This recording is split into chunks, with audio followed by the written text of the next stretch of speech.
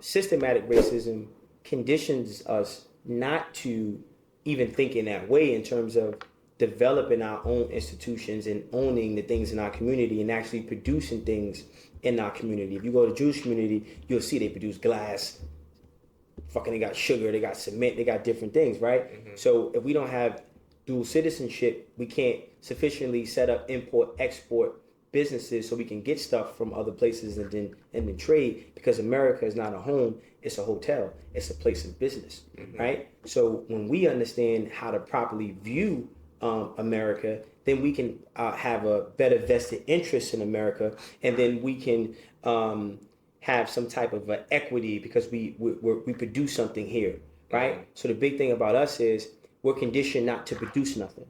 Mm-hmm. So if you think like black man, what do you produce, black man? Right? Mm-hmm. Fuck you. Shit, I ain't producing nothing here. Mm-hmm. So if I don't produce nothing, then I don't have no added value. Then another thing, look, where was the Holocaust? Germany.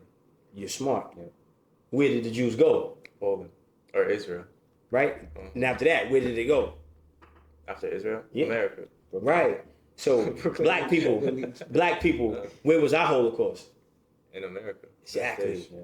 So we're still trying to get a fair shake in the homeland of our Holocaust, mm-hmm. and we didn't actually migrate or go somewhere else. So this is why understanding how to populate Africa and dual citizenship is important. In places like Ghana and Senegal mm-hmm. are very open to African Americans, right? And we have to jump on that now, so the whole of Africa doesn't become like South Africa in terms of being colonized. Mm-hmm. Right, by the white man, right? Mm-hmm. So it's tough for us to get our just due because we're still trying to scale in the homeland of our Holocaust. Mm-hmm. But our so-called Jewish brothers, they got out of Germany. That's true. Yeah. I got a question for you. Like, I know you were incarcerated and stuff. Oh, yeah, sitting in the fucking can, man. Do you feel like our correction system is flawed in a way? I mean, jail is big business, right? Right. Because you get free labor. Right? Mm-hmm. So jails produce a lot of shit, right? Yeah. Jails have factories, they have a lot of shit, they produce things, right? So jails it's big business, right? Mm-hmm. So and jail is not designed for rehabilitation. Mm-hmm. Okay. Right? And that's another thing too, we don't own jails. Mm-hmm. So not only do we don't produce, but we don't we're trying to scale in the homeland of our Holocaust, and then we don't even control the institutions that are supposed to be utilized for rehabilitation. So the recidivism rate is very high because of that. When you go to prison, I can tell you, you have a certain amount of time. You're trying to change, and you're ready. Your mind. Why do you think when people come back from jail, they working out, they in shape, their mind is different, right? So could you imagine if black people own prisons? And then we created systems inside of those prisons that actually help, and you pay your debt to society. But that's bullshit, because you go to jail, the time was the debt, right? That's what I'm paying. I'm doing my time. I committed the crime, I'm doing the time. Mm-hmm. But when I come home, I'm limited. I'm a felon. I can't get a gun license. I can't do shit. It still stays with me. Yeah. Right? Mm-hmm. So, which gives you guys, part of the young generation, an opportunity to build, but you have to build with a particular knowledge base. So when you have a different level of education, that your inspiration is also different as well. Mm-hmm. And now you're thinking more so of someone who is a curator and not just a consumer. Mm-hmm. Yeah. How have you seen Harlem change over your life?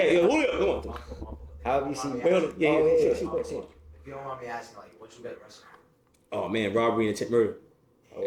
Yeah, drugs and bullets, man. How old were you? I was young, man. Yeah. What you learned in the box, like in terms of like your mindset, your spirituality, like what changed? Listen, going to jail is the worst thing in the world you could possibly do, right? Mm-hmm. And you don't have to go to jail to turn your life around. Mm-hmm. Unfortunately, that's where I ended up, right? Mm-hmm. But jail is just isolation. So I went to the box You can get on a train and ride that bitch to the last fucking stop and to a place you don't know, turn your phone off and just walk somewhere and sit down and be by yourself and then start to think. Right? So understanding the power of isolation. But the box was horrendous. It was horrible, right? Like you sitting in the fucking cell, fucking maybe fucking 4x5, right? The toilet is the bed is too small to lay on. They closed the box too, by the way, but the toilet is right there, right? And then the shower is at the end of your bed, and you take a shower once a week. It's only for 30 seconds. God damn. See? So I mean, and I think a lot of kids need to understand what prison is. It's fucked up. It's lonely. You're miserable, and you listen to music. You listen to drill. And how long is a drill song? Fucking 2 minutes. But you're getting motivated to do something that's gonna cost you 20 fucking years or your whole life, just for fucking bullshit 2 minute fucking influence, right? So prison was fucking was horrible, very depressing, very violent. I cut people. I got stabbed. I mean, it was a very difficult experience for me, right? And I survived, but for me to survive, I had to become animalistic, caveman. I had to fucking go crazy. I had to become extremely violent, extremely aggressive, and extremely detached from my emotions. And I couldn't be vulnerable, and I couldn't, show any type of a weakness. That's not a way to fucking think. That's why people come out, they become institutionalized, and they can't readjust to society because the environment that they had the way they were mentally, they had to be that way to thrive in prison. But you get out of here, you ain't gonna make it. You gonna go right back, or somebody gonna fucking kill you. Right? So, I mean, that experience was horrible, man, and shame on people that try to sensationalize that shit and make it seem like it's some type of a badge of honor or right, what do you say? Rite of passage. Rite of fucking passage, right? Like, hey, fuck that shit, man. I'd rather be a fucking pussy in a square, making me a nerd. Sign me the fuck up, man. Yeah, you won't hear a lot of people say that either. Yeah, because they ain't been there though, right? Like, I shot somebody, I stabbed somebody, I've been stabbed, right? I've seen all types of everything, right? So, and everybody I knew that was a killer, that got life, that's still in there, that I left, right? They told me, hey, man, if I could go back, I would fucking be a nerd. I'd work at McDonald's, okay? It's different when you were standing up in front of a judge and you getting sentenced and you got the handcuffs on and they hit you with 10 fucking years and you look over your shoulder, ain't no bitches there, ain't no bros there, ain't no homies there, ain't nobody there. It's probably your moms, your grandmother, your aunt, and they crying, they disappointed, and you fucking feeling like every organ in your body has just been sucked out of you by a fucking straw. You feel hollow, like you can't even, you feel like, what the fuck? And they hit you with that fucking time, and you can't even stand up, and they dragging you in the back of the cell, and you go in the cell by yourself, and you crying like a little fucking bitch. Yeah, I cried like a little bitch. You crying. Then you go to fucking Rikers Island, and you sitting on Rikers Island, and you, okay, now you adjusting, but you still in the city, right? Then from Rikers Island, now you go on to downstate. You go to downstate. Now they got 30 people in one fucking room. Straight motherfuckers! You gotta take your clothes off. You butt naked. You holding your dick. And now they hosing you down with fucking spray. They give you a pack. Put the fucking pack on. That's to make sure you ain't got no fucking lice. And they hose you down with cold water. And they throw the clothes at you. Then you put the clothes on. You confused. It's like fucking slavery, man. Right? And then you get out and they put everybody's in the same room. All right, everybody cut your hair. I'm not cutting my fucking hair. You're not cutting your hair? They beat you with fucking billy clubs. They drag you to the box. And then you see somebody get dragged off. So you're like, man, fuck, I gotta cut my hair then. And they sit you in the head, cut your hair like you in the fucking army the wrong way, right? Against the fucking grain. Right? You're like, what the fuck, Julio? What the fuck did I sign myself up for, man? Get it. I ain't trying to spin no blocks now. But now it's too late, right? And then now your ass is going upstate. And then now you get a collect call, you call to collect, and you in the most fucked up shit. You can hear when they deny the call. Yeah, you're getting a call from Clinton Correctional Facility. Inmate number, blah, blah, blah, blah, blah. Hey, man, it's me. Pick up the phone. Press 5 to accept. Hell no. Damn. And then you write letters to people that ain't writing you back. You telling your bros, yo, tell that girl, yo, man, I bet. What's her number? And you give him the number, you know what he doing, right? he getting some scoliosis, man. He fucking her mouth. And you sit up in there crying like, yo, what the fuck? Why she ain't visiting me, man? And then she feel bad about it, so she come visit you or call you one time. And then now every time you call, she blocked the number. You know who's blocking the number? Not her, but your friend, because he's over there banging her out while you trying to call. That ain't fucking living, man. Sign me up for the school, man. Give me the boring shit. I want to be free, man. You see? But some people, when they get there, what they thought was cool, by the time they realize it ain't cool, it's too late. Wet floor signs, man. You know who died for our wet floor signs, man? Don't say Julio died for the wet floor signs like Jesus, man. You feel me? Yeah, but go ahead, man. I was gonna ask, like, how have you seen Harlem change since you were a kid, and do you think it's going in the right direction? Man, I mean, Harlem has changed drastically, right? Because growing up, Harlem was like family based, right? It was like my moms know your moms, like everybody. It's only uptown, downtown, east, west, right? So it's like everybody knew each other. It was just so more close knit, and everybody was. It was about money, man. Money making. Everybody trying to get a dollar. Everybody got to hustle. Now it's crime, it's corrupt, it's drugs, it's violence, it's fucking people from Nigeria moving in. People you never even fucking met. Like, who the fuck these motherfuckers don't speak English, man. Right? They fucking coming in, right? And gentrification, right? And man, it's Harlem is fucked up right now, right? Yeah. America's fucked up. The boroughs are fucked up because we don't have no leaders. There's no more, how you say balls in Spanish? Why am I help me out. For bolas. You say big bolas, man. Grande bolas, man. Cojones. Yeah. Poquito cojones, man.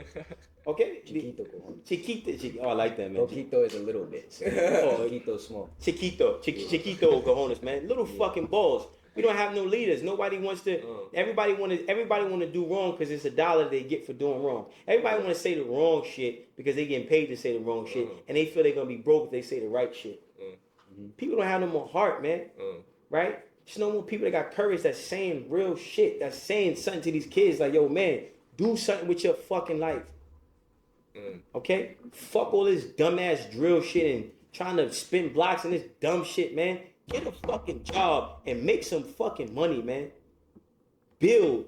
You in America. This is the fucking still the land of the fucking free, man.